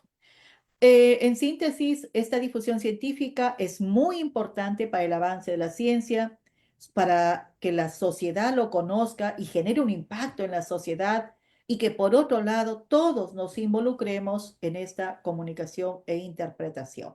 De nada sirve si yo estoy haciendo un tema de tesis con resultados que aportan, ejemplo, a la persona que sufre una experiencia de diabetes, si no le llega a esta persona cuando puede lograr ciertas transformaciones a partir de ese resultado. Por eso es importante llegar a todos los públicos que se considere necesario y para llegar a estos públicos, entonces hay que hacerlo accesible. Una ciencia accesible a todos estos grupos. Como experiencia personal, les traigo esta propuesta de la Noche Iberoamericana de los Investigadores. Quizás ustedes han participado. Mi persona ha participado por 2 años consecutivos y es un espacio en la cual se plantea investigación a nivel de todo Iberoamérica. Lo realizan ya hace 4 años, si no me equivoco. Es un programa que invita a los investigadores para publicar sus resultados, pero en un lenguaje simple. no científico, sino en un lenguaje simple. ¿Y a quiénes está dirigido? A la población en general, a las empresas, a las industrias que tienen relación con los temas. Y entonces aquí traje tres ejemplos de estas exposiciones, presentación de trabajos de investigación importante, ¿no? Y que llegan a un público que no es científico. Entonces, el objetivo es fomentar el vínculo entre la investigación y la sociedad, para que no se vea esta distancia, ¿no? Entre los investigadores y las personas que no lo son. Y, por ejemplo, el primero es de aquí, de Perú, de la Pontificia Universidad Católica. Esta es una persona que presenta una experiencia en términos de alimentación, pero desde el punto de vista escénico. Y a través de un acto cotidiano, como es compartir una taza de café, su investigación la plantea en los resultados, llegando a la gente que comprenda perfectamente el tema. Quizás lo otro que está a lo contrario, la aplicación de la energía nuclear. Fíjense, este grupo de ingenieros, a través de un video in situ en el campo, presenta, este es mexicano, este estudio, y él plantea a través de un ejemplo sencillo que luego se articula con otros profesionales, otros grupos de investigación, y explica los resultados de la energía nuclear. Y en mi caso participamos en una investigación que justamente desarrollamos multicéntrica sobre la infodemia en adultos mayores, ¿no? Durante la pandemia. Y fue presentado en la noche iberoamericana, en un lenguaje muy sencillo, muy cotidiano. Y entonces, este es un ejemplo de cómo a través de esta fundación, la Comunidad Europea forma parte de los organizadores, se patrocina a nivel de toda Iberoamérica llegar a un público que no es científico y se está comunicando los resultados de la investigación. Entonces, vemos, evidenciamos que la comunicación y difusión científica tiene algunos objetivos: educativo, un propósito cívico, de poder asumir los resultados y poder asumir y vivirlo, ¿no? Tomando conciencia de quizás que ese resultado aporta a mi realidad, si yo tengo la situación en la cual se ha investigado, generar cambios, movilizar algunas actitudes, propuestas que modifiquen a la persona y a su realidad y, lógicamente, llegar a todos, democratización del conocimiento. Entonces, estos propósitos en el marco de esta comunicación y difusión científica. También hay otras formas de hacerlo y otras vías. Ya les decía directamente cuando ustedes colocan en el TikTok, cuando hacen a través de una difusión en televisión, un programa televisivo, una entrevista. Logramos por varios medios tener esta difusión del conocimiento a públicos no científicos. Pero la innovación también llega para los grupos de la publicación y difusión que ya son más académicos, en este caso los artículos científicos. Y en este caso hay diversas innovaciones en diferentes etapas de lo que uno quiere publicar. La innovación en la gestión de publicación y la innovación en la difusión misma, ¿no? Es algo de lo que acabamos de ver, es el marco de la difusión. Pero el hecho está que la innovación es a través de la IA para la publicación se da en la gestión total de los artículos científicos. ¿Cómo? Vamos a verlo un poco más detenido en las redes sociales, que es una forma, como ya lo hemos mencionado, y las redes sociales, según Brunsell, nos dice que son herramientas de comunicación que pueden ser muy útiles para poder comunicarse entre los investigadores. En este caso es entre los investigadores, que además de ser herramientas que ayudan, que aportan para poder realizar proyectos comunes, lleva a ser reconocido al investigador, a poder articularse con otros investigadores de la misma línea, generar textos conjuntos, recomendar artículos u otros. ¿A qué redes sociales nos estamos refiriendo? He traído tres. Uno de ellos es el ResearchGate, ¿no? Esta red social científica data más o menos del 2008. Ustedes pueden ingresar, ahí está el enlace, y lo que nos lleva es justamente a un grupo de científicos expertos o investigadores que lo que buscan es un poco comunicarse entre sí, facilitar el compartir artículos, acceder a publicaciones, a experiencias y muchas veces también tiene la posibilidad de generar una interfaz con otras redes sociales, ¿no? Que van a ayudar o fortalecer el objetivo que uno tiene como investigador. Entonces, es una manera, una red social científica que se puede utilizar.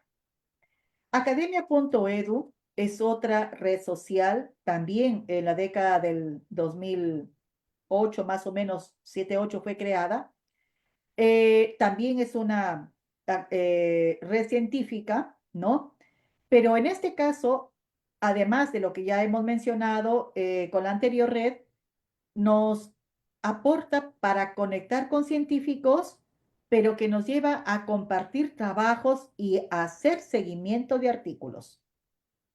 Y en este caso lo que se pretende es que se pueda publicar textos completos, libros, entre los miembros de esta academia, si así lo requieren, y puedan ser publicados libros que puedan ser vistos por muchas personas, ¿no? Entonces, lo que hace en realidad es enriquecer, aportarse entre los miembros de esta red científica. Y creo que el más conocido, ya que todo lo manejamos, el Google Académico, ¿no? Que es una forma en la cual nos visibilizamos también como investigadores, podemos evidenciar nuestra producción científica y nuestra línea de investigación y muchas veces cuando uno quiere conectarse con otra persona, pues ingresamos al perfil, colocamos en Google Académico, hacemos un poco el seguimiento de su producción y podemos ponernos en contacto a través de esta vía. Entonces hay muchas más redes, he traído como ejemplo solamente tres y también estas redes científicas tienen algunos principios y estos principios es que aportan al crecimiento en la cual, lógicamente, ya lo expliqué, cada uno de acuerdo a los intereses de los investigadores, a través de la alianza que formen, va a permitir un fortalecimiento de sus investigaciones, de su producción. También es importante porque se construye, se articula, se forman alianzas entre los investigadores que tienen ejes comunes. Entonces, esta parte para mí es muy importante porque un investigador que trabaja solo no es investigador, desde mi perspectiva. La investigación tiene que formar equipos y por eso las alianzas, esta construcción de nodos que estas redes científicas permiten es muy importante y más con la tecnología hoy que nos permite estar conectados tal cual en este momento estamos, entonces se hace muy relevante. Por otra parte, definitivamente nos da prestigio, reconocimiento. Nosotros publicamos en las redes sociales, la gente nos ve, nos hace, digamos, un clic, a ver, me interesa, no me interesa. Entonces, vamos generando un reconocimiento académico científico en la comunidad científica, pero también en la comunidad en general. Y por supuesto, hay una evolución en todo este proceso del conocimiento, del trabajo articulado, de las alianzas que se forman y todo lo que podemos lograr en conjunto con otros investigadores, evolucionando a mejorar la calidad de la producción científica.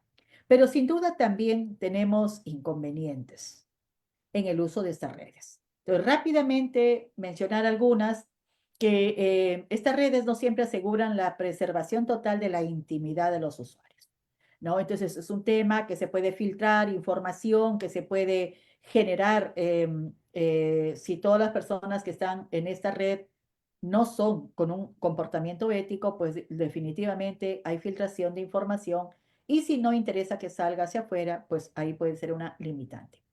También este tipo de redes no han permitido rentabilizar los proyectos en un nivel de calidad. No, que no todos los investigadores que forman parte de él pueden tener el rigor científico, el comportamiento ético. Entonces, en lugar de mejorar estos proyectos, como que no van a rentabilizar, no van a aportar para esta calidad de la investigación e imagen de los mismos investigadores. También se dice que otro inconveniente es que la información que se maneja, la data que se pide, no es muy operativa y en algunos casos engorroso por toda la información que se tiene que registrar, la forma como se realiza, y entonces ahí también es otra limitante o inconveniente. Igual manera, que no todas estas redes se adaptan al perfil del profesional. Hay profesionales que tienen otros intereses, otras líneas y no se adapta, entonces no ingresa y por lo tanto es una inconveniente. Entonces así hay formas en las cuales todo, como ya hemos visto desde el inicio, tiene ventajas, tiene desventajas. Cada uno de nosotros evaluará en la medida de lo que precisa, de lo que necesita e irá tomando decisiones. Entonces vamos avanzando un poquito en cómo ya en esta gestión editorial de las revistas científicas hemos visto un poco la difusión, publicación de los artículos, pero esto ahora sí a nivel científico, ¿cómo se publica estos artículos, estos manuscritos? Actualmente, sobre todo vamos a hacer énfasis a esto, la gestión de la revista se viene dando con una fuerte influencia, participación de la inteligencia artificial. La gestión que se realiza en una editorial, posiblemente conocemos la mayoría o todos, es justamente cíclico, tiene un proceso para llegar a publicar y es bastante engorroso, ¿no? Quienes hemos publicado realmente es engorroso, seguimos varios pasos, ¿no? Hay equipos de personas, en algunos casos incluso somos partícipes como editores, como revisores, ¿no? Entonces, formamos parte de estos equipos y tiene etapas, momentos diferentes, compuesto por grupo de personas de diferentes competencias, en algunos casos de diferentes profesiones, pero que todos estamos aportando para el proceso de la edición de un artículo científico. Las habilidades son diferentes. A manera de ejemplo, he traído este proceso solamente para tomar atención desde el momento que nosotros ingresamos el artículo hasta que nos aprueban o nos rechazan, sea el caso, ¿no? Y se difunde en esta divulgación científica que estamos viendo. Entonces, hay todo un proceso, pasos, etapas. En ese marco, la inteligencia artificial está siendo introducida en la última década de una manera muy declarada, muy fuerte. La Muñoz nos habla que la inteligencia artificial se refiere a la simulación de la inteligencia humana en máquinas programadas para pensar y actuar como humano. Estas máquinas están diseñadas para aprender de su entorno y experiencias y son capaces de adaptar su comportamiento en función de este aprendizaje. Es decir, definitivamente la máquina no piensa más que el hombre, por supuesto. Es justamente, se introduce toda una programación en base a la experiencia del hombre. Y en este caso de las publicaciones, con la experiencia ganada por las personas, lo que se está haciendo es que estos diferentes herramientas de inteligencia artificial están optimizando el proceso para una mejor gestión en el marco de la producción de artículos. Y por lo tanto, hay influencia de diversas formas de estrategias para todo este proceso. Algunas ventajas y desventajas desde el punto de la redacción, en el análisis y la revisión de pares de la inteligencia artificial. En tema de redacción, rápidamente vemos, ahí es organización y articulación de ideas. La IA nos está permitiendo a generar muchas veces a través de algoritmos una organización, entonces nos da automáticamente, de acuerdo al tema, organiza y articula ideas y nos da propuestas, ¿no? Para hacerlo. Extrae información clave, sumarización de los artículos, formatos de manuscritos, de acuerdo a los lineamientos. Yo le digo, quiero publicar en tal revista, deseo publicar en esta otra. Entonces nos facilita recortando el tiempo, planteando formas en la escritura para que nos pueda, incluso con originalidad, mejorar la redacción. Entonces, hay una manera positiva en el tema de redacción del uso de la inteligencia artificial, pero lógicamente tiene también desventajas. Y esto lo vamos a ver en lo que resta de esta presentación como algo transversal. El tema ético, ¿no? Es un tema que ya desde este momento lo enfatizamos. Las autorías, finalmente, si la IA me permite organizar, articular ideas, sacar extractos claves del artículo, me propone autores, me propone el marco teórico. Entonces, ¿quién es el autor? Eh, también otro tema es que la IA, en algunos casos, si nosotros no revisamos, nos puede dar una información sesgada. Y entonces hay posibilidad de publicar información incorrecta o falsa, ¿no? Por lo tanto, no es que la IA tiene la razón y siempre va a cerrar el tema y no revise el hombre. No, el investigador tiene que estar atento porque es el principal responsable. Por lo tanto, hay el tema de la propiedad intelectual, las rutas de aprendizaje que se siguen en todo este proceso como una forma, yo creo, una oportunidad para repensar, que hoy se ve como desventaja, pero hay que repensar. Y similar en el tema del análisis de datos, nos aporta para el procesamiento de grandes volúmenes de datos. Hay software que ya están enfocándose, sobre todo en la investigación cualitativa, ¿no? Para poder orientar un número alto de información. Nos genera hipótesis basado justamente en el histórico que tienen esta inteligencia artificial y eso ayuda, pero también como desventaja es que nos tornamos dependientes de la IA y muchas veces nuestras competencias se van quedando, no los desarrollamos. Es como hace 2 décadas atrás, yo creo que quienes son de mi generación teníamos en mente los teléfonos, por lo menos 15 teléfonos, mínimo. De nuestra mamá, del papá, de los tíos, de amigos, teníamos los teléfonos. Hoy, ¿cuántos teléfonos, cuántos números telefónicos guardamos en nuestra memoria? Yo, ninguno. O uno o dos, punto. ¿Por qué nos tornamos dependientes? Sé que el celular está ahí, entonces esa es una gran dependencia y si no controlamos, también en este caso podemos tornarnos dependientes del AI, ¿no?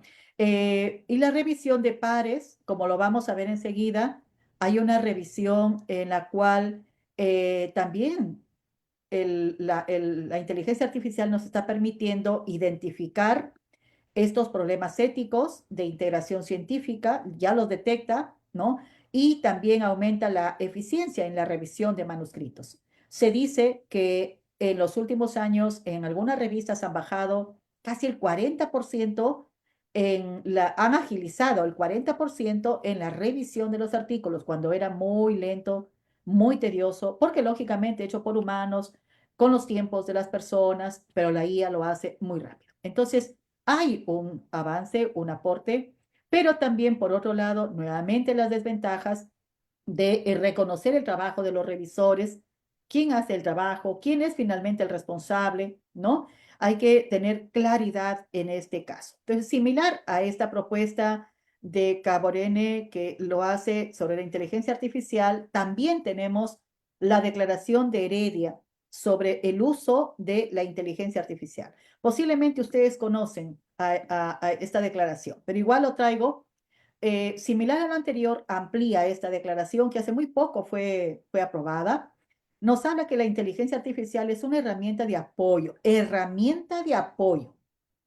¿no? Es importante enfatizar porque la inteligencia artificial no es el fin último, en el proceso es una herramienta que nos permite dar, sí, mayor calidad y también agilidad, pero siempre con el fin último que el hombre tiene que revisar todo este proceso, responsable de todo este proceso. Entonces, nos habla en esta declaración que hay que cuidar mucho la transparencia. En tema de transparencia, ya lo hemos hablado, quién es el autor, y hay revistas que te piden declarar qué porcentaje de IA ha utilizado, otras revistas todavía no, pero este está en proceso. En general, creo que la mayoría de revistas más adelante lo solicitarán. Transparencia es muy importante. Por otro lado, la trazabilidad. En este caso, teniendo claro cuál ha sido, transparentemente, cuál ha sido el uso teórico, el uso metodológico, en los resultados, en el análisis, cuánto de IA he utilizado. Entonces, con esa transparencia voy a lograr replicabilidad de la herramienta. Cuando conozco el método, puedo darle esa trazabilidad para otros trabajos de investigación replicando el método. Entonces, es importante esta trazabilidad que a la vez nos genera definir bien quiénes han sido los autores, la propiedad intelectual, las citaciones de los autores. Y muchas veces cuando ustedes piden a la IA nos pregunta, ¿quieres que te coloque autores? Y entonces uno dice sí y nos coloca autores.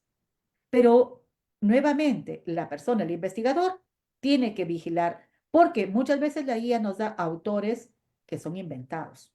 Y entonces ahí estaríamos cometiendo un error, ¿no? Tenemos que cuidar mucho esta propiedad intelectual y la revista, como repito, ya nos pide qué porcentaje del artículo es aplicado con la IA. Entonces, transparentamos. Y el alcance, por supuesto, está en esta medida porque dependiendo, esta declaración de Heredia nos llama, nos hace una reflexión para los públicos que queremos llegar y también en base a la IA, hacia dónde camina, hacia dónde va este artículo de investigación. Tomando en consideración todos estos aspectos, tenemos que evaluar el sesgo de esta información, ¿no? ¿Qué tan cierto? Si cuánto utilicé la IA para poder aplicarlo en mi artículo. Entonces, hay que evaluar este sesgo de información, cuánto realmente se ajusta a lo correcto, a la verdad y puede ser publicado. Porque finalmente todas las investigaciones aportan para el bienestar humano, aportan para un diálogo ético y científico. Y en este caso, la IA no tiene injerencia, es la persona. Y ya esta declaración, que es muy reciente, considero que será desarrollado, aplicado con mayor énfasis y también puede haber otras formas de declarar en los artículos científicos el uso de la IA en nuestros trabajos. También en marco de esta declaración, eh, tenemos que hacer un énfasis que cuando hacemos una gestión de las revistas tenemos diferentes actores, entre otros los autores, los revisores, los editores, que forman parte del equipo para la gestión de publicación. Pero todos los roles, pese a utilizar la IA en diferentes momentos, como lo hemos visto, deben estar a cargo de las personas. Personas que tienen la capacidad de tomar decisiones, capacidad crítica reflexiva y hacerse responsables.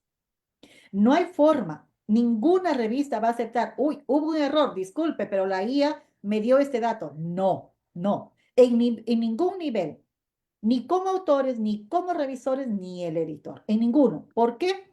Porque justamente esta declaración hace énfasis que la responsabilidad final tiene que estar en la persona, en todos los niveles que se gestiona una publicación para un artículo científico.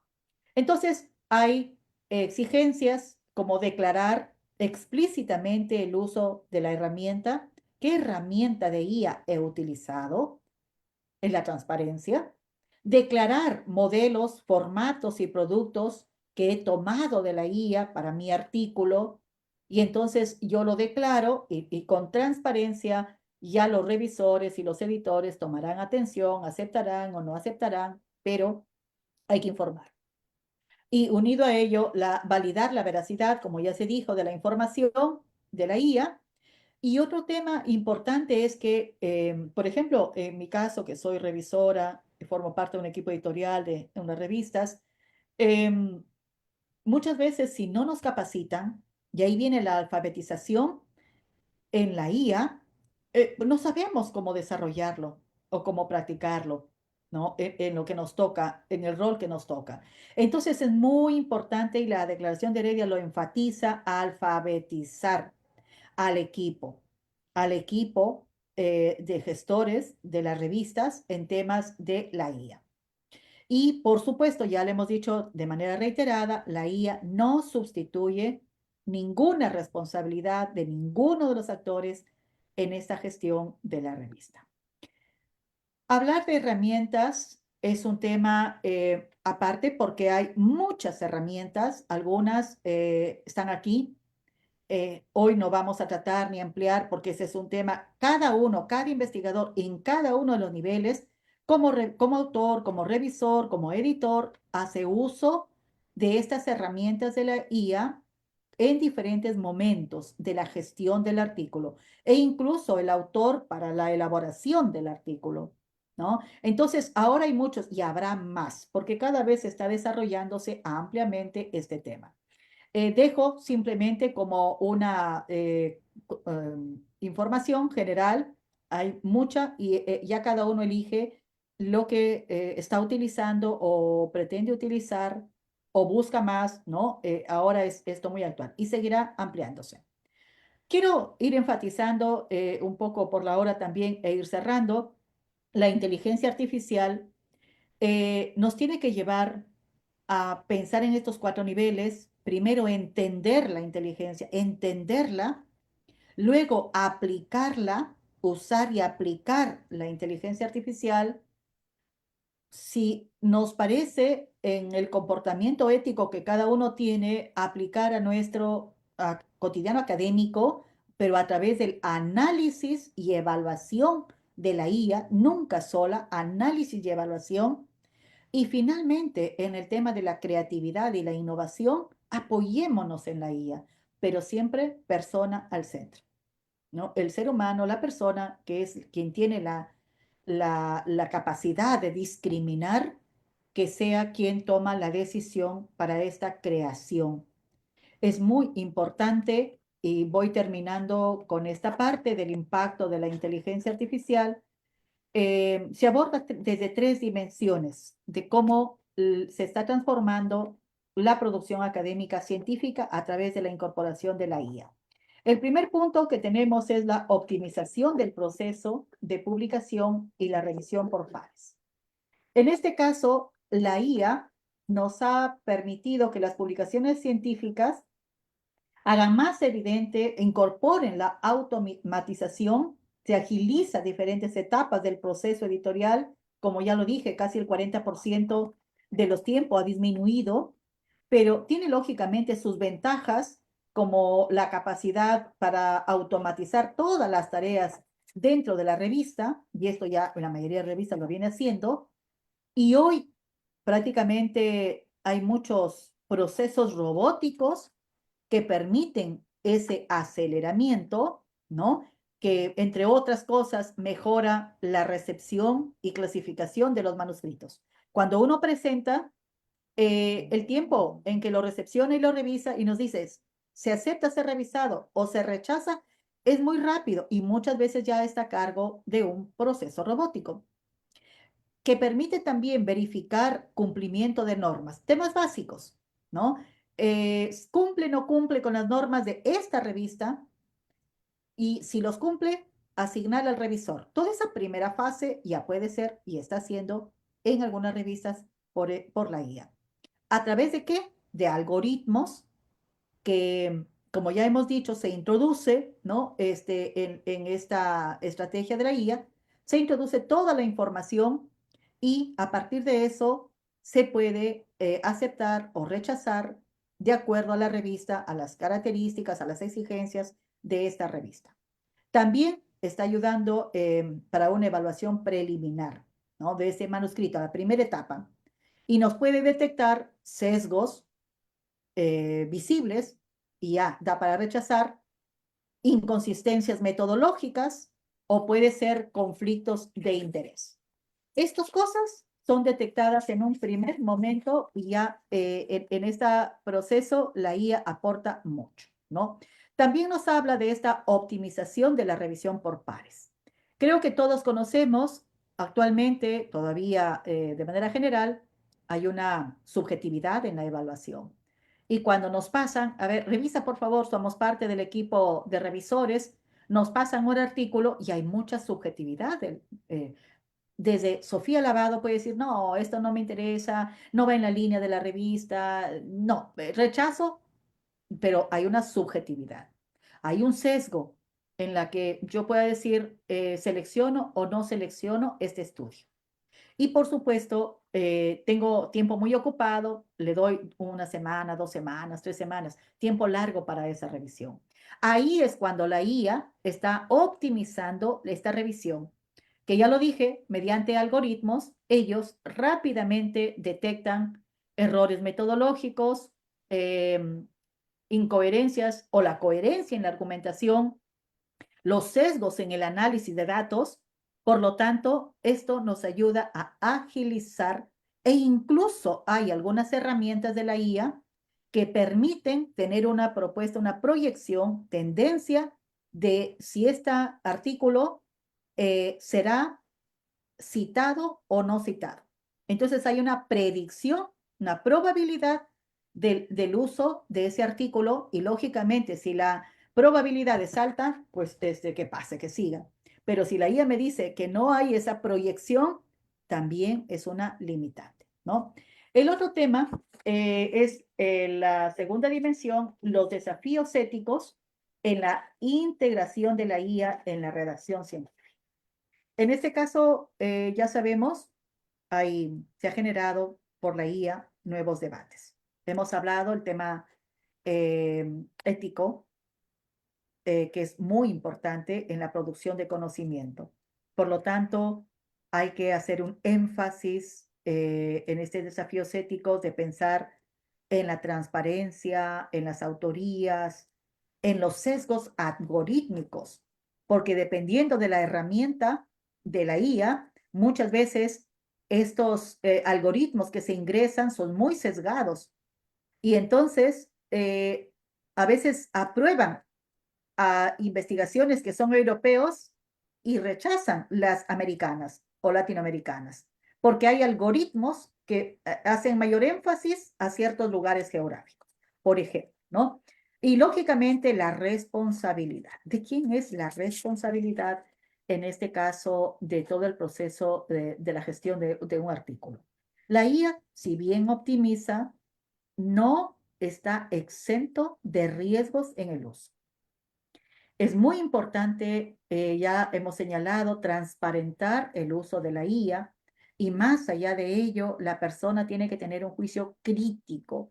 Es la persona en la que tiene que evaluar qué tanto es adecuado o no el acceso de la herramienta informática y esto decirlo con mucha claridad en los diferentes niveles, como autor, como revisor, como editor, con mucha transparencia el grado de uso de esta herramienta para la generación del arte. Es sumamente importante. Y vamos con la siguiente, las proyecciones futuras de la IA. En este caso, creo que ya vamos dándonos cuenta, hemos visto a nivel de la sociedad, a nivel de salud, de enfermería, la IA está aquí para quedarse. Y al contrario, se va a fortalecer cada vez más. Ya hemos dicho que está irrumpiendo en nuestra vida social y en nuestra vida académica e investigativa. Por lo tanto, cada vez más será más significativo. Estos modelos predictivos que las revistas están incorporando para las herramientas le dan una relevancia, un impacto a los artículos con un potencial antes de publicarse. Entonces, el beneficio es para todos los actores, solamente que hay que tener mucho cuidado en la forma que lo estamos usando y también el grado que lo estamos utilizando. E informar, transparentar esta situación con transparencia ética, ¿no? Para que la revista, si no tiene observaciones, pues no se acepta y en otros casos podría observarla y ya la persona toma otra atención. Pero es muy importante porque la IA no está exenta de riesgos, de limitaciones. Ya he mencionado el sesgo que tiene muy alto y que podría estar reforzando algunas líneas de investigación, algunas hipótesis preexistentes que han sido incorporados a estos software. Entonces, por eso es importante revisar, retomar el equipo editor para que podamos tomar atención de todo ello.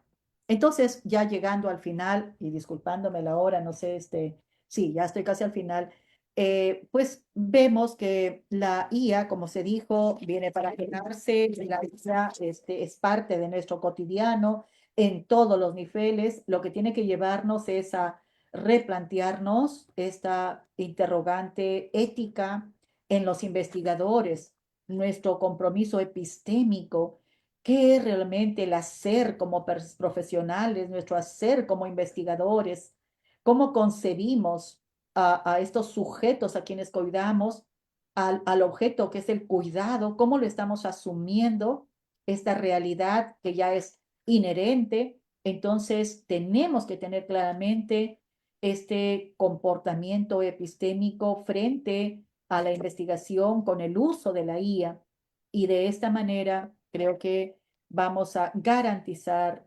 algo que viene para quedarse, que sea transparente, original y que sea sobre todo enfocado para un bien común, que es lo que se desea. Entonces, no pensemos que la IA nos va a reemplazar. Nosotros como investigadores tenemos el rol protagónico y la responsabilidad, pese a que la IA nos aporta mucho, pero tenemos ese rol.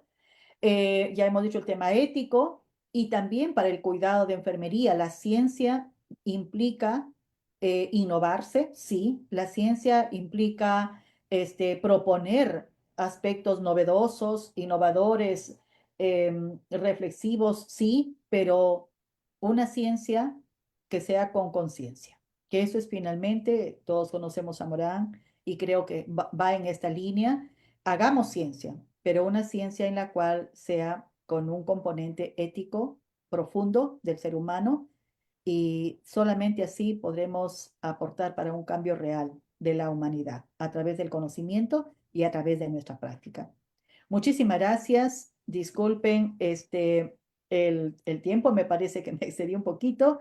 En todo caso, dejo a consideración de la sala el diálogo, los comentarios que se puedan generar. Muchas gracias, doctora Sofía. Qué interesante tema nos trajo usted el día de hoy. Qué reflexiones, además de sus experiencias y la producción también que se ha hecho a través de inteligencia artificial en otros países. Creo que, pues sí, como usted señala en sus consideraciones, es una herramienta que ha nacido también para quedarse con nosotros en el campo de la investigación y en aquellos productos que se derivan de la misma, que en enfermería, pues no es la disciplina de excepción, sino que es una disciplina también que tenemos que estar informados y desde luego preparados para trabajar con ella en el campo de la salud, en el trabajo, en las instituciones de salud que ahora usted nos mostró aquí como hospitales inteligentes que ya están a la vuelta de la esquina con nosotros, transformándose esas instituciones, pero además en el trabajo de investigación que hacemos todos los investigadores en el área. Quisiera ver si alguno de ustedes tiene alguna pregunta aquí en el aula presencial. ¿Alguna pregunta que quisieran compartir con la profesora? ¿Alguna experiencia? Adelante. Bien. ¿Quién se anima? Adelante. Ven, hazte para acá porque se escuche con el micrófono. Tenemos una pregunta de un estudiante. Adelante. Hola, buen día. Un gusto compartir con ustedes estos temas muy interesantes, ya que pues la tecnología, pues ya nacimos en una era que está en todo, ¿no? En toda nuestra vida diaria. Respecto al primer tema que nos dio acerca de la tecnología y los hospitales y este asunto, tengo una pregunta que, ¿cuál es el impacto de la tecnología en la relación entre el personal de salud y los pacientes? Gran pregunta. Gracias. ¿Cuál es su nombre? Ruth, para servir. Gracias, Ruth. Usted ha hecho una gran pregunta, realmente, que es solamente esa pregunta nos interpela para una conferencia en particular. Solo eso. Y le voy a muy sintéticamente a mencionar mi respuesta en base a mi experiencia. Em, Hay robots que actualmente se están desarrollando, ¿no? Y robots que cada vez más son más sensibles, les están perfeccionando tanto que el robot tiene la capacidad de poder tener sensibilidad al toque. Entonces, los robots, usted conocen a Elon Musk, ¿verdad? Conocen a este señor que hoy está muy famoso y tiene sus industrias justamente en torno a esta creación de robots inteligentes, estos robots humanoides, y justamente estos robots están haciendo esta mayor capacidad en el Internet. Busquen cómo el robot incrementa su sensibilidad al toque y reacciona. Y entonces esto a mis estudiantes en gestión también del cuidado, yo les digo, los robots se están tornando un poquito más sensibles, una dimensión humana, y el humano en los hospitales, por lo menos en mi realidad, no general, pero sí gran parte, nos estamos distanciando del humano. Porque pese a que la tecnología está invadiendo los hospitales, ¿qué tanto este desarrollo tecnológico nos acerca al humano? Esa es una reflexión profunda porque ya les dije un poquito mi experiencia. En la época que yo trabajaba, teníamos que estar al lado de la persona porque como no teníamos ninguna forma que nos coloque, hay una alarma de fuga de sangre, hay una alarma que la persona ha tenido una presión baja, que la persona está en shock hipovolémico. No teníamos, entonces uno tenía que estar en contacto constantemente. Hoy la máquina al primer fuga de aire ya le está llamando, tic, tic, tic, le avisa. Sin embargo, eso ha llevado para que los enfermeros nos acerquemos a la persona. Ese tiempo que está conectado a una máquina, ¿qué hace el enfermero o la enfermera? Esa es una reflexión que no voy a responder, cada uno tiene su respuesta, pero que ahí está el tema de fondo. Tenemos que centrarnos. La tecnología nos aporta ampliamente. No hay forma, es una contribución, pero el ser humano en su capacidad de decisión toma, ¿qué hago en ese tiempo? ¿Me acerco a la persona o me voy a hacer mi tema administrativo, a llenar informes, a hacer lo que fuese con la máquina computador y siempre la persona por allí solito?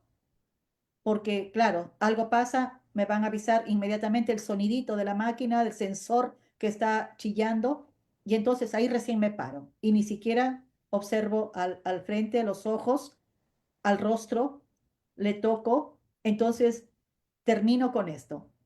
Los robots están tornándose más sensibles porque así los están ahora creando, y el ser humano ya no nos estamos tocando, no nos estamos viendo, nos estamos alejando del rostro humano. Por eso es una reflexión y excelente su pregunta. Gracias por hacerlo. Ustedes son muy jóvenes y tienen que tener esta capacidad de pensamiento para tomar una acción. No sigan lo que ven en los hospitales. Asuman su propia decisión en base a esta reflexión de su compromiso como persona y como profesional con la persona que cuidan. Muchas gracias. Su pregunta. Gracias, gracias, interesante respuesta. Gracias por la participación, Ruth. ¿Alguien en el área virtual que quisiera hacer alguna pregunta, algún comentario a la profesora, a la doctora Sofía?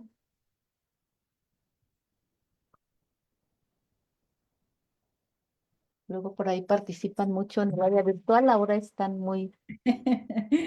Sí. Doctora Rocío, doctora Diana, ¿alguna pregunta? Adelante. Agradecer sus aportaciones, dice la doctora Rocío. Muy bien, muchas gracias, Diana. Gracias, Diana. Muchas gracias por su participación. Doctora, entonces vamos a ir cerrando. Quisiera mostrarle su reconocimiento y pues con ello finalizamos esta sesión del día de hoy, haciendo la entrega de la constancia La Universidad Autónoma de San Luis Potosí y esta Facultad de Enfermería y Nutrición otorgan la presente constancia a la doctora Sofía Lavado Huarcaya por su participación como ponente con el tema Transformación Digital en la Salud, innovaciones en la publicación y difusión de artículos científicos en enfermería, que se llevó a cabo en forma virtual el día 7 de mayo del 2025, dirigido a docentes, investigadores, estudiantes y público en general, con una duración de 2 horas. San Luis Potosí, mayo del 2025, y firma y agradece el maestro, el director de la facultad, el maestro Luis Antonio Martínez Gurrión, y la secretaria general, la doctora Erika Adriana Torres Hernández. A nombre de esta institución, agradecemos a usted este tiempo, este espacio para expresarnos su conocimiento y sus experiencias en materia de transformación de la salud y la publicación científica. Muchas gracias, doctora.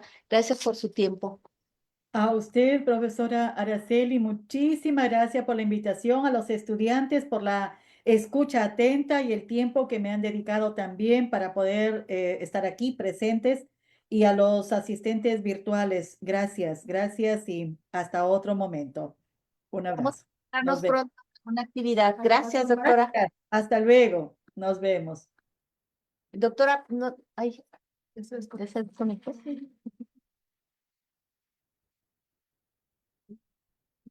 Ya se desconectó.